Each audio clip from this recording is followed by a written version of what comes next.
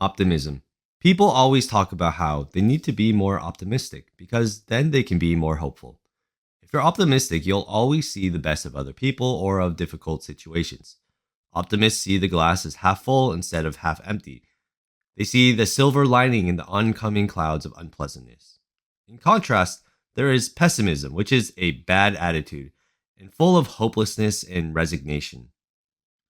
But we're not simply talking about people with a pep in their step or the Debbie Downers.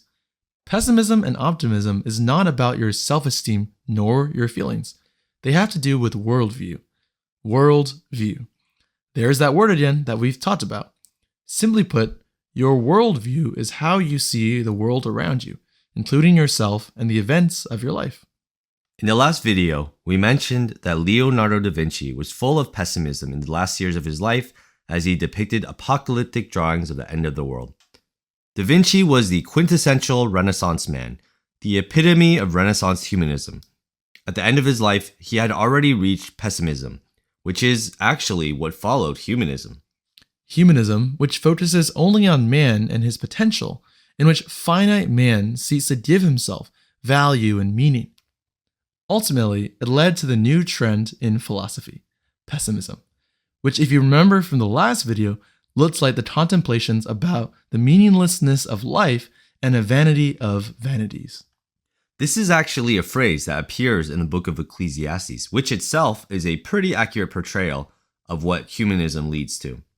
Ecclesiastes was written by King Solomon in his later years as he's reflecting on his life. He writes to warn those younger than him about the futility of going through life relying on one's own wisdom. His conclusion at the end is to seek God's wisdom. By his own wisdom, Solomon sought all kinds of means for happiness. He says in chapter 2, verse 10, "All that my eyes desired, I did not refuse them. I did not withhold my heart from any pleasure, for my heart was pleased because of all my labor, and this was my reward for all my labor." It's a really interesting book, where Solomon writes from a very humanistic point of view. In fact, it's the only book in the Bible written from this point of view, while all other books reflect a divine viewpoint. One of the key takeaways from the book is that the thinking of humanism ultimately leads to pessimism.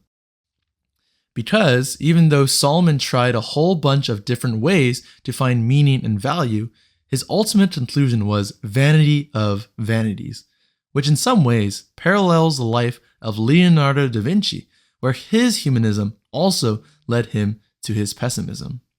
Fast forwarding now, a few centuries later, we have a man named Soren Kierkegaard, who we have mentioned in some of our videos before. He saw that during the Renaissance, humanistic man, starting only from himself, had a problem with meaning and value and even morality. Humanism tried to get these things by reason, the wisdom of man, and Kierkegaard saw that it ultimately led to pessimism. To him, reason is what leads to pessimism.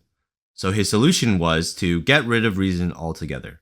And that is why today we have the phrase leap of faith, where one tries to find meaning without reason. This is the optics of optimism.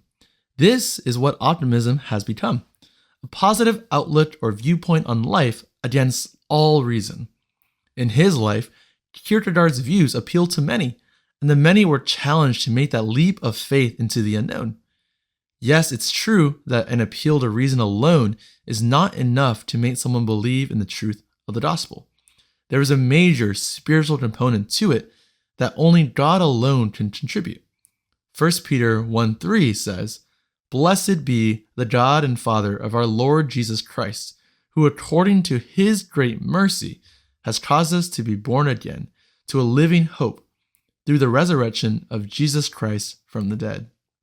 God alone causes us to be born again. Man's reasoning alone can do absolutely nothing, contrary to what Thomas Aquinas supposed. But that's also what so many Christians believe today. Because like Kierkegaard, instead of trying to prove the truth of Christianity, we end up just saying to people, just believe. But believe in what? There is no answer. The optics of optimism is that optimism has departed from all reason. Or as Francis Schaeffer puts it, optimism will now always be in the area of non-reason. But it doesn't have to be like this. while the optimism of today is just refusing to worry even when the reason says completely otherwise, simply because life is more pleasant, Christians can and should be optimistic. Except our optimism is different. Our optimism is based on faith in God and His Word. It's not the false, worldly optimism that is simply the power of positive thinking. It is a refusal to worry or be anxious because of reason based on the sovereignty of God. This is what the Bible refers to as hope. For in hope we have been saved, but hope that is seen is not hope. For who hopes for what he already sees? But if we hope for what we do not see, with perseverance we wait eagerly for it. That's Romans 8:24 and 25. And if we have this hope, regardless of what may come in this life, our confidence cannot be shaken. These are the real optics of optimism. That's it for today. Thank you for listening. Leave a comment down below if you have any thoughts about this topic. You can check out some of our other videos, which we'll link to right after this. Like and subscribe if you haven't done so already, and we'll see you next time.